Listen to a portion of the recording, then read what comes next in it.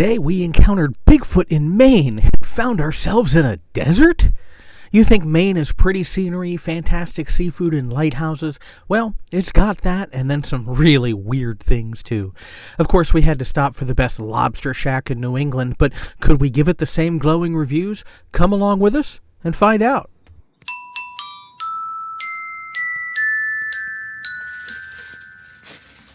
Whenever you come across one of these guys, you know something weird's going on. And we're at Perry's Nut House. And we got to drop some people off at the nut house. Lots and lots of nuts. Some fudge and some curiosities. Since 1927. In Belfast, Maine. Perry's Nut House. Elephants love their peanuts. And here's, well, I'm assuming it's Nutsy. I mean, his name could be Utsy. A wood-carved squirrel with a peanut and a little mushroom. Originally a cigar-making factory here. The Nut House. Looks like they used to have a large elephant here on site as well. Let's go check this place out. Perry's Nut House contains an assortment of candies, nuts, and fudge for locals and travelers alike. But what makes Perry's truly unique is its odd collection of artifacts and curiosities from inventors and explorers of the early 20th century. Donated to the shop from libraries and families are shrunken heads from the Amazon, an Egyptian mummy, a 21-foot-long python skin, taxidermy and rock collections, as well as a steam-powered invention that helped an explorer who lost his eye to be able to see again. Perry's fudge and candies were tasty, of course, but the curiosities and the weird make this destination quite an interesting and fascinating pit stop along the Route 1 coastal journey.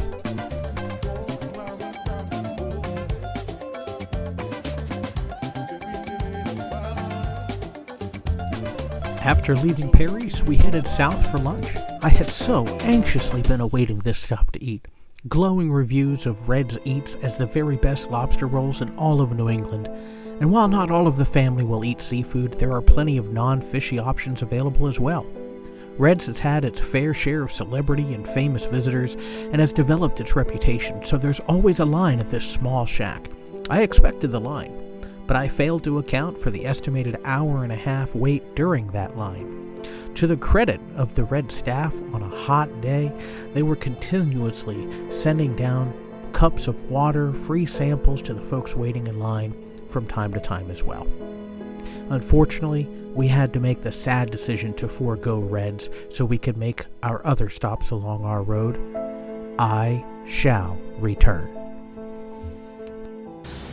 So, since our adventure over at Red's didn't quite go as according to plan, we figured we'd stop and have lunch here at Freeport on our way. And we got a building over here, office, house office building looking thing. And we'll stop on in, see what kind of restaurant we got, because I know this is a restaurant. And there is your answer. Just a typical, everyday, ordinary, yet not ordinary, McDonald's. Here we are in Freeport, Maine, with LL Bean, retail locations, hunting and fishing stores, home stores, all sorts of outdoor goods here at LL Bean. We don't need to go in and shop today, but we have a really, really large boot here for their 90th anniversary dedicated. It's got some pretty big boots to fill. So, here in Freeport, we are at the Good Fire Brewing Company. Now, we just had lunch at that interesting McDonald's. So, why are we here? Well, we're here to see this guy. The large, giant, or big Freeport Indian is what he's been called, the BF Indian. F could stand for friendly, it could stand for other colorful terms over the years. But a gentleman had opened a trading post here back in the 40s, which is now the land occupied by good fire brewing, and over the years he had stuck things along the roadside to attract customers on in, driving down US 1 area on their way back and forth up to the northeast. And he had seen roadside attractions before. He had individual customized and commissioned to manufacture some fiberglass structures. And one day he decided to have this guy built. And he's had this built here when his trading post turned into the Indian country store. But over the years he closed up. He retired in 1989. But this guy still remained, standing tall, standing guard, in a friendly manner, protecting the folks of Freeport, I suppose. Another one of those roadside oddities and strange attractions. I believe he was fashioned after a drawing or a rendering, so I don't believe there's any real-life significance here. I don't know if the markings are for a particular local tribe or just something that may have been part of stereotypes, but another interesting attraction, this time in Freeport, Maine, and we're going to be changing our environment here very shortly. Well, it's hot out today. It's in the mid-80s, and it feels like we're in the desert, and it looks like we've made ourselves to the desert in Maine. Some people say that all this sand was trucked in here, but there is no possible rhyme or reason that all of this sand would be trucked in here. We have sand dunes all throughout.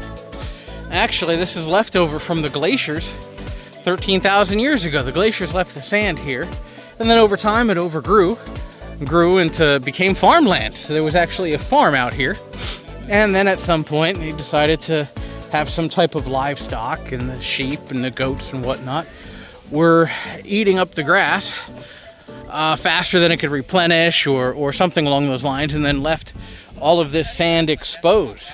There used to be acres and acres of it now, and it's down to just one or two or something along those lines. Well, it's more than that, but this is a desert in Maine. It does rain here, so but the sand is purely natural, and we'll check out the desert of Maine. The dunes keep coming. Got a fence down over here. Now, interestingly, behind this fence is a spring house from the farm all the way down here. Or not from the farm.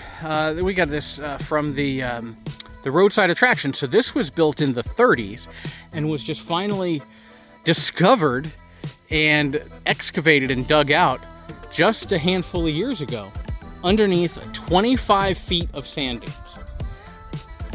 So the motility, the movement of sand with winds and rain and all over the years covers up this building, and was just discovered a few years ago.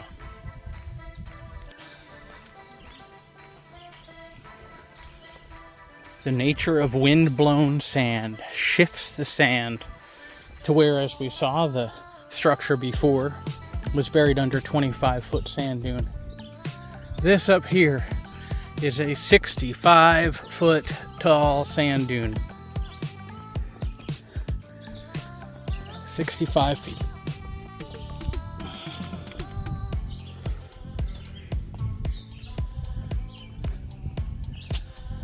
Get up to the top. I can make it. Huff and puff, but I can make it. Let's look here on the other side. We got trees up here. That's all still was not farmed.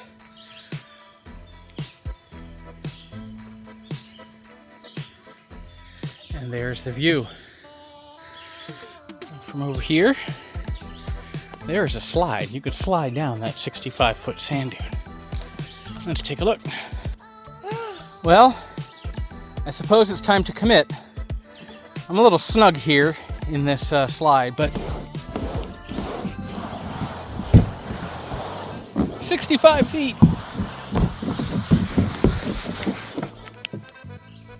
Ow. But I made it safely down the bottom of the sand dune.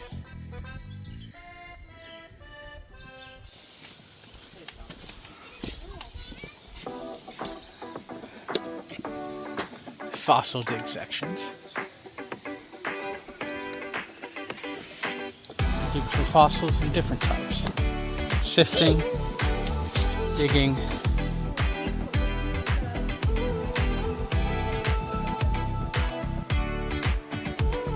And the Tuttle Farm. You can walk in and see how the farm would have looked at the time, back in the mid-19th century, when the Tuttles lived here trying to make a living farming the land.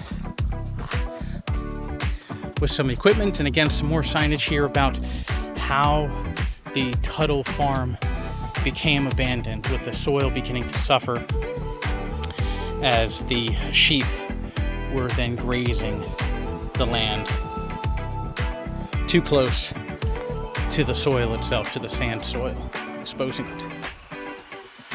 And here we are in the desert of Maine, still in the woods of the desert.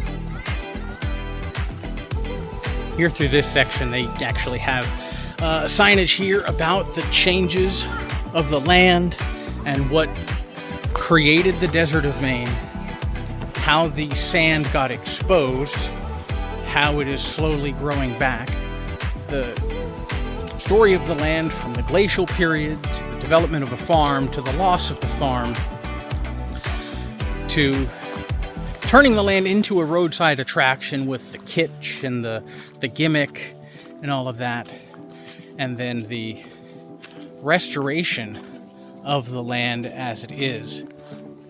So this is much more of a fascinating educational location at this point, where you get to see the history of the geology, but then also the history of Americana and roadside attraction, gimmickry, and then turning it back into an educational standpoint. I think there's a lot here to do for everybody. They do have a train that runs through here throughout different parts of the day. Train has already finished for today by the time that we're coming on in. They also have a mini golf course here as well that you can choose to take part in.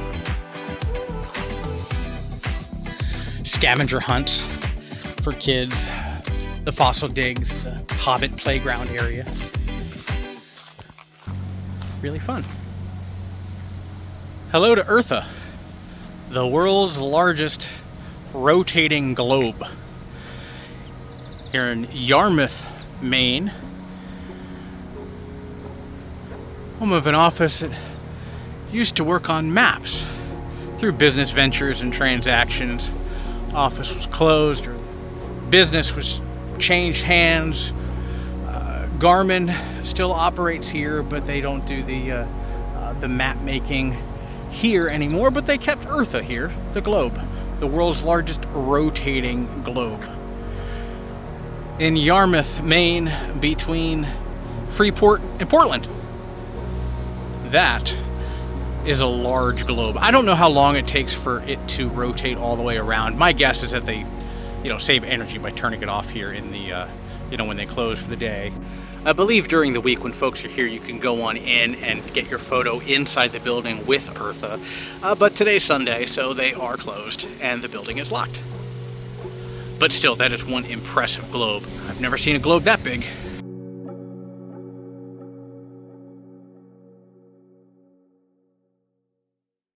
We've been in the North Woods here for a while, and we finally encountered Bigfoot! Bigfoot here at the International Cryptozoology Museum in Portland, Maine. Now, they did ask no video. We can take pictures though, so I will post them. Cryptozoology, an exciting field studying hidden and unconfirmed legendary animals as a means to discover new species. So we'll go check it out. After spending some time inside, it's a really cool place. It's a relatively small exhibit, in and out in 30, 40 minutes max. But they have displays of all sorts of legendary creatures, of course, Sasquatch, Bigfoot sightings, the research of the actual researchers that look into these things, how they come up with the foot castings and things along those lines. And they also have exhibits about fakes and fraudulence and the appearances of these types of creatures in popular culture, Harry and the Hendersons, the Yeti at Disney World, and things along those lines as well. But all sorts of other creatures. Mothman from West Virginia, the Jersey Devil, Chupacabra, all of these types of creatures, real, imagined, mistaken, whatnot. Do they exist? Do they not exist? I'll leave that up to you all to decide, but they also have information on some Neanderthals, other hominids, and other types of creatures from the past, dodos and the such. A really cool, fun place. I'd encourage you to come on down and give yourself a little off-beaten path adventure. Fort Williams Park, Portland, Maine. Site of an old fort, well, Fort Williams. And here we have the iconic Portland Head Light. Another lighthouse out in the distance there in the ocean. Absolutely stunning, gorgeous. One of the most iconic lighthouses on the East Coast in all of America. Maine is full of these. And I know I've said it before, but just to appreciate the importance of those lighthouse keepers that would live in these homes, because their job was to keep everybody safe in storms and approaching rocks. Fort Williams, by the way, was constructed to help secure the battery here with guns and cannons and such when it was eventually dismantled. Such a gorgeous lighthouse on a beautiful day in Portland, Maine. I think that'll end our day driving down the coast of Maine. We'll see you tomorrow.